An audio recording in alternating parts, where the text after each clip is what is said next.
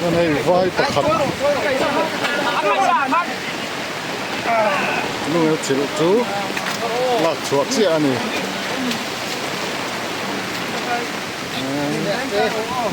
dây tổ này mà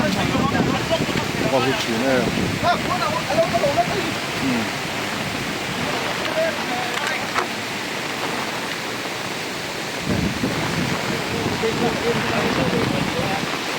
công quý vai hoàn trang phân sầu na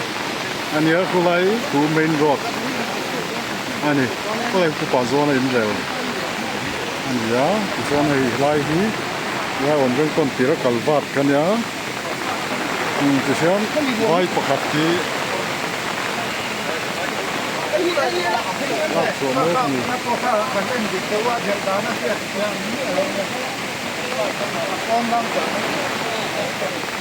một số là cam á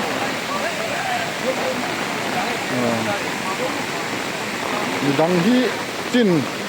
nó sẽ thấy lâu nè ta phải ruộng bốc à mi đây rồi chú ruộng đâu nó to ai lấy đâu ai đó nè